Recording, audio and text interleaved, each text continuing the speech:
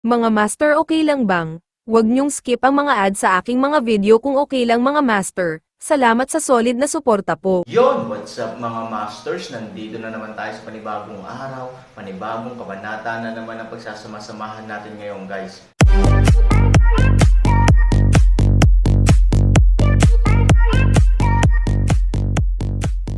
Bali mga masters, kung bago ka pa lang po sa aking YouTube channel, please click the subscribe button, lalong-lalo na po yung notification bell guys, para maging connected pa rin tayo sa isa't isa at maging updated kayo sa mga susunod ko pang video. Bali mga masters, bago natin umpisahan ng kwento ay mag-shoutout po muna tayo para sa mga solid nating tagapakinig. Shoutout kay Renel Big Abadines. Shoutout kay Eric Francisco. Shoutout kay Renante Vargas. At shoutout kay Carlito Lopez. Yun na nga mga masters, no? Bali hindi na ito patagalin. In 3, 2, 1, let's go! Mga masters, 3 video po araw-araw ang i-upload natin. Ang bagong yugto ni Daryl sa storytelling channel sa YouTube mapapakinggan. Ang bagong kabanata. At si Daryl ay sumagot, "Oo Miss Lynn, magpahinga ka na at ganon din ako." Maya-maya sinilip ni Daryl ang mukha ni Lynn. At ito ay nakapikit na. At siya ay napabulong. Nakatulog agad siya. Siguro kanina pa si Miss Lynn inaantok ngunit ito ay kanyang nilalabanan niya lamang. Talaga nakaisip pa siya ng gawain na ganito bago matulog. Daig pa ng mga elf ang tao. Kung sila ay nakikipagsiping, kung aking iisipin. Ang lahi ng mga elf ay parang isang banal. Ngunit nag-iiba sila pag ito ay nakasama mo na sa kama, bulong ni Daryl. Oo, nasabi ito ni Daryl dahil 2 elf na babae na ang kanyang natatabihan sa kama. Kaya alam na alam niya ang pag-uugali nito kapag ito ay kasama mo na sa iisang kama. At maya-maya, si Daryl ay nakaisip ng umalis. Kailangan ko na makaalis habang tulog pa si Miss Lynn. Dahan-dahan umalis sa kama si Daryl. At ito ay nagsuot ng kanyang kasuotan. Habang si Lynn ay mahimbing ang tulog. Ang katawan nito ay nakalantad, kaya si Daryl ay kinumutan niya si Lynn. At mabilis itong lumabas ng silid. Nang makalabas ng silid si Daryl, ito ay nagsabi, "Tama lang siguro ang oras na ito upang ako ay tumungo sa Elysium Gatesec." Si Daryl ay nakangiti sa mga oras na ito. Nasa sabik na ako makita ang aking pamilya. Ilan taon din ang lumipas nang kami ay naipit sa ibang lugar ng mga ibang nilalang. Bulong ni Daryl at ito ay naglakad na sa hallway. At siya ay mabilis na tumungo sa Elysium Gatesec. Samantala sa kabilang panig, sa Imperyo ng Westrington, nabalitaan ng Emperor na si Dwayne ang nangyari sa bentahan ng sasakyan. Ang kasundaluhan nagpapatrolya pala ng Westrington ay tahimik lang na nagmamasid sa nangyayari sa loob ng bentahan ng sasakyan, na isa sa kanilang nasasakupan. Ay may nanggulo, at sinira pa nito ang isa sa mga business na nagbibigay buwis sa kanilang imperyo. Nang malaman ito ng emperador, ito ay lubos na nagalit, at nagsabi, "Sino ang naglakas ng loob na manggulo sa aking nasasakupan?" At ito ay gumawa pa ng kalapastanganan na gawain. Sabi ni Emperador Dwayne, nang marinig ito ng sundalong mula sa Westrington. Agad ito nagsabi, "Kamahalan, sa aking pagkakaalam, ang babaeng dumating upang tulungan ang mga mahihirap na mag-asawa ay nagmula sa kilalang real estate company. At nakakatiyak ako ang babae na iyon ay si Miss Eunice ang may-ari ng real estate company."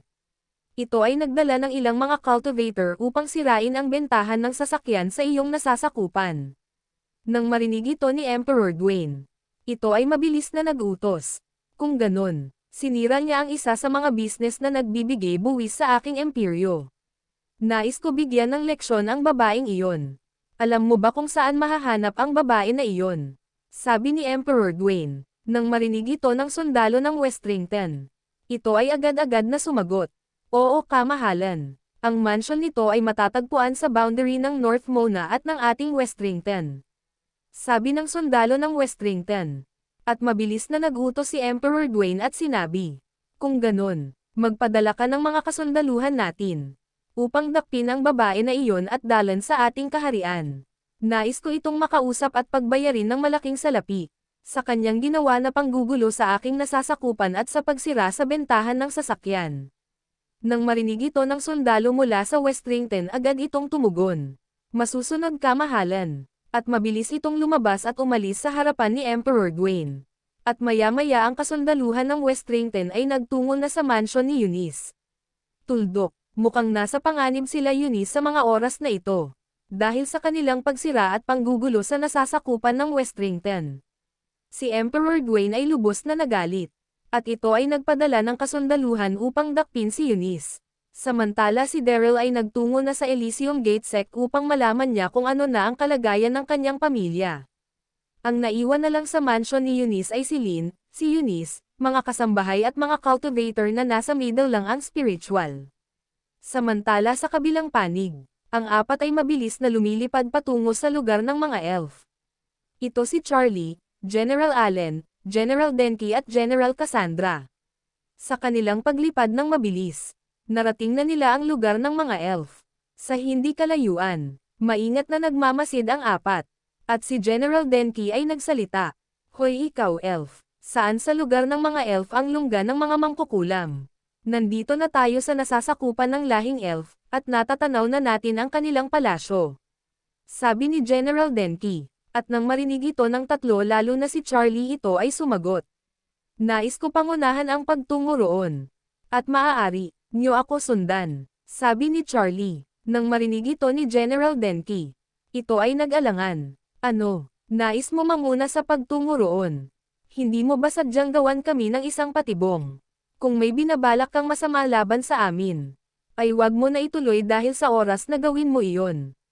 Siguraduhin ko ikaw ay mawawala sa daigdig na ito. Sabi ni General Denki sa pabuulong na tono ngunit ito ay isang pagbabanta. Nang marinig ito ni Charlie ito ay nagsalita. Sa tingin mo ba General Denki, magagawa ko sa inyo ang ganon mga bagay? Ako ay tinakwil na ng lahing elf. At nilagay sa mapanganib na lugar upang ako ay mamatay. At sa inyong lakas na tatlo, kayang-kaya nyo ako patayin sa mga oras na ito. Kung ako ay gagawa ng isang gawain laban sa inyo.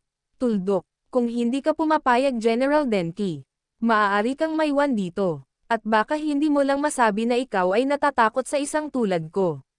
Sabi ni Charlie sa walang pasensyang tono.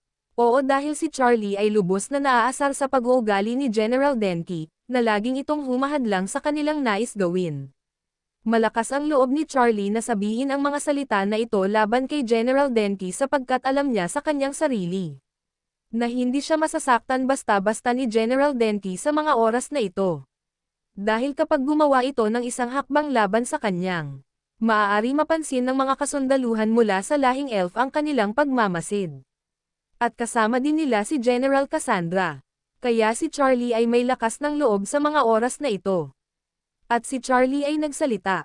General Cassandra, pagkatiwalaan mo ako. Aking pangungunahan ang pagtungo sa lugar ng mga mangkukulam. Dahil alam ko ang mabilis na daan upang makarating agad tayo roon. Sabi ni Charlie. At nang marinig ni General Denki ang mga sinabi sa kanyang ni Charlie. Labis itong nagalit. At ito ay nagsalita. Ano ang sabi mong bagwit ka? Ako ay natatakot sa isang tulad mo. Haha, baka nais mo nang mamatay sa oras na ito. Nilabas ni General Denki ang kanyang espada. At nang mapansin ni General Cassandra ito, agad-agad itong nagsalita. Tumigil kayong dalawa, nandito tayo sa lugar ng mga elf upang magmasid at hindi gumawa ng isang katangahan na gawain. Tuldok, sige Charlie mauna ka at kaming tatlo ay susunod sa iyong likuran. Sabi ni General Cassandra. Nang marinig ito ni General Denki na pumayag si General Cassandra. Ito ay labis ang pagkainis. Lalo na ang mahinang nilalang na isang lahing elf, ay sinabihan siyang takot siya. Ngunit hindi niya ito masaktan si Charlie dahil kasama nila si General Cassandra at nasa isang mission sila na dapat gawin. At nang marinig ito ni Charlie, ito ay ngumiti at sinabi, halika na kayo, dito tayo dumaan. Dahan-dahan naglakad ang apat. At sa hindi kalayuan, nakita nila ang mga sundalong elf ay masyadong abala sa pagbabante. Laking gulat ni Charlie sa kanyang nakikita at ang tatlo ay kanya pinatigil. At ito ay nagsalita muli. Saglit lang tumigil muna tayo. Masyado mahigpit ang pagbabante ng mga sundalong elf. Hindi ko inaasahan na magbabante sila ng husto. Sabi ni Charlie kila General Allen, General Denki at General Cassandra. Nang marinig ito ni General Cassandra, ito ay nagsalita sa mahinang tono. Tulad nga ng sinabi ko, Dahil sa ginawa niyong dalawa ni General Allen na kabobohan. Ang lahing elf ay naghahanda na sa isang malaking labanan. Laban sa aming lahing demonyo. Kaya hindi na nakakagulat na ang mga kasundaluhan mula sa lahing elf ay masyadong mahigpit sa pagbabante. Na kahit sa ganitong oras ang kanilang pagbabante ay masyadong mahigpit.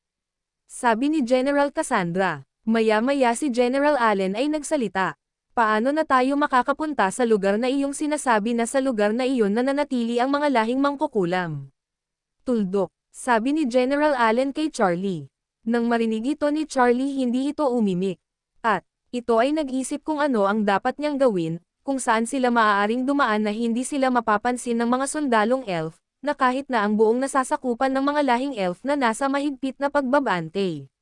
Maya-maya si Charlie may naisip at nagsalita. Tama, sa bandang iyon, sa lugar ng pinagtatayuan ng aking kubo. Tingin ko walang gaanong bantay roon kung doon tayo dadaan. Sabi ni Charlie, at mabilis itong kumilos. At ang tatlong general ay sumunod sa kanya. Nang makarating na sila Charlie sa kanyang kubo. Ito ay napangiti, sabi ko sa inyo walang gaanong nagbabante dito. Maaari na tayo magpatuloy sa paglalakad. At ang apat ay naglakad ng mabilis. At samantala sa lugar ng mga mangkukulam na elf. Ang lahat ay gising pa. Lalo na sila Yui, Sophie at matandang Loss. At si Master Ken ay nakalutang parent sa hangin upang magmasid. Tuldok. Ang mga sundalong elf ay sobrang nagbabante ng mahigpit. At si Master Ken ay nagutos. At sumigaw, magdala kayo ng ilang mga elixir sa ating mga kasundaluhan. Upang hindi sila makaramdam ng pagod at antok. Nang marinig ito ng sundalong elf, agad-agad ito tumungo sa lugar ng pagawaan at sinabi kila matandang Loss. Matandang Loss si Master Ken ay nagutos na magdala daw kayo ng mga elixir sa ating kasundaluhan upang hindi sila makaramdam ng pagod at antok. Ang bawat isa daw ay kailangan uminom ng elixir. Sabi ng sundalong elf kila matandang Loss. At nang marinig ito ni Yui at Sophie, agad sila nagsalita, Lola kami na ang magbibigay ng mga elixir sa mga kasundaluhan ni Miss Yui.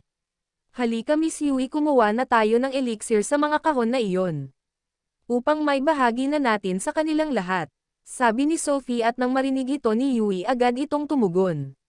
Oo Sophie. At ang dalawa ay mabilis na kumuha ng mga elixir at lumabas ng sagradong pagawaan. Yun na nga mga masters, no? Bali panibagong kabanata na naman yung natapos natin ngayong gabi.